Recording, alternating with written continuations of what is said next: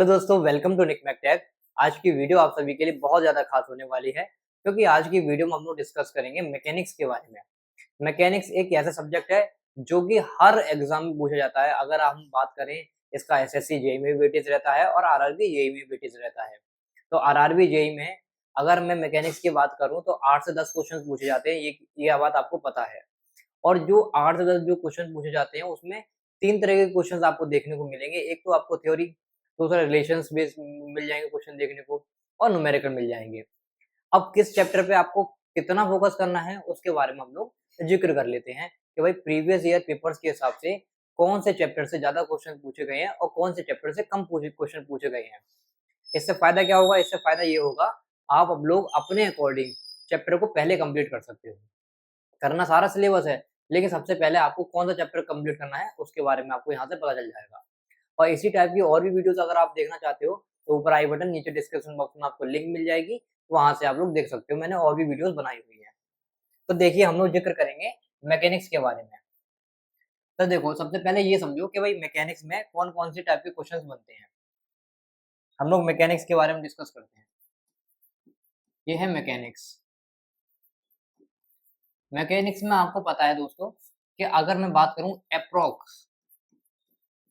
Approx की बात करूँ, 8 से 10 क्वेश्चन पूछे जाते हैं। जो आपके आरआरबी जेईई के जो एग्ज़ाम होता है दोस्तों, आरआरबी जेईई में 100 क्वेश्चन टेक्निकल पार्ट आता है 100 क्वेश्चन का, है ना?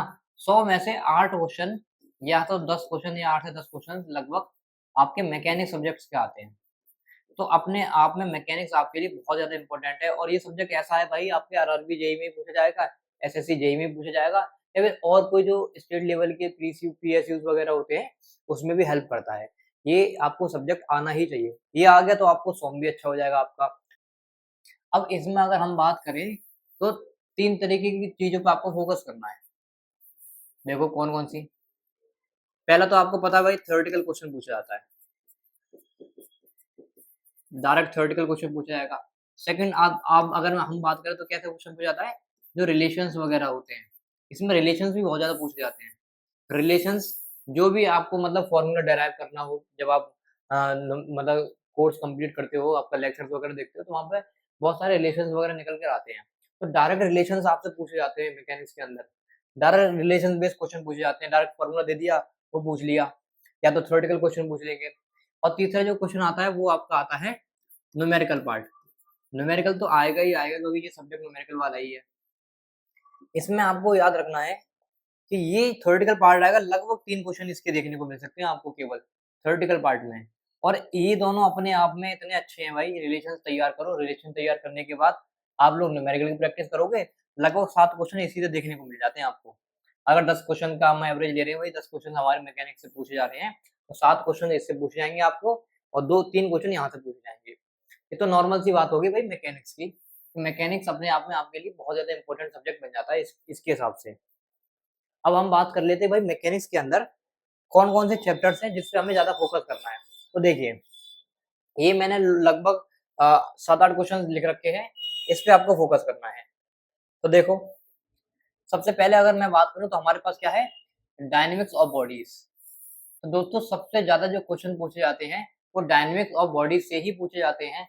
और अगर मैं इन दोनों को कंबाइन कर दूँ तो आपको पहले नंबर पे इसी को तैयार करना है कि डायनामिक्स ऑफ बॉडीज़ तैयार कर ली, काइनेमैटिक्स ऑफ बॉडीज़ तैयार कर ली। अब इसमें क्या होता है भाई, लॉज़ ऑफ मोशन वगैरह, ये सारे circular motion, laws of motion वगैरह, वो सब आपके डायनामिक्स ऑफ बॉडीज़ में आ जाते हैं। तो पहले नंबर पे आपको कंप्लीट करना है, वो ये कंप्लीट करना है। सेकंड, अगर हम बात करें तो फोर्स एंड फोर्स सिस्टम, ये अपने आप में बहुत ज़्यादा इंपॉर्टेंट है, इसको आपको सेकंड नंबर पे तैयार करना है। फ्रिक्शन की अगर हम बात करें तो फ्रिक्शन तो सबसे ईज़ी टॉपिक होता है। इसके एक ही लेक्चर में आपको देखना है और इसके क्वेश्चंस लगाने हैं बस आपको। थर्ड प्रायोरिटी आपकी फ्रिक्शन के ऊपर रहेगी। पहले आप इसको तैयार करोगे, लॉज़ ऑफ मोशन वगैरह, सर्कुलर मोशन वगैरह जितने भी होते हैं, फिर आप फोर्स एंड फोर्स सिस्टम को तैयार करोगे, फिर बारी आएगी अपनी फ्रिक्शन की। फ्रिक्शन को बहुत अच्छे तरीके से करना है, ज़्यादातर न्यूमेरिकल इससे पूछे जाते हैं, फ्रिक्शन से न्यूमेरिकल आते हैं दोस्तों। फिर आपका centroid and movement of inertia, इसको आपको तैयार करना है।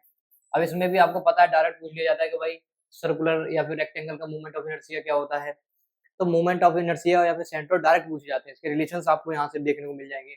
इसके बेस पे आपको न्यूमेरिकल देखने को मिल जाएँगे, तो आपको ये भी अच्छे से करना है। नेक्स्ट, वर्क, पावर, एनर्जी, ये आपकी प्रायोरिटी होनी चाहिए 5वें नंबर की। लास्ट अगर हम बात करें हमारे पास क्या है, प्रोजेक्टाइल मोशन, ये भी बहुत सिंपल सा है, 6 प्रायोरिटी में रख सकते हो। कपल मूवमेंट्स एंड टॉर्क, ये आपकी 7 प्रायोरिटी होगी। तो दोस्तों कुछ इस तरीके से आपको अपनी मैकेनिक्स तैयार करनी है। तो अगर आपको ये वीडियो पसंद आई हो, हेल्पफुल लगी हो, तो अपने दोस्तों के साथ शेयर जरूर करें। मिलते हैं नेक्स्ट वीडियो में, तब तक के लिए बाय, थैंक यू।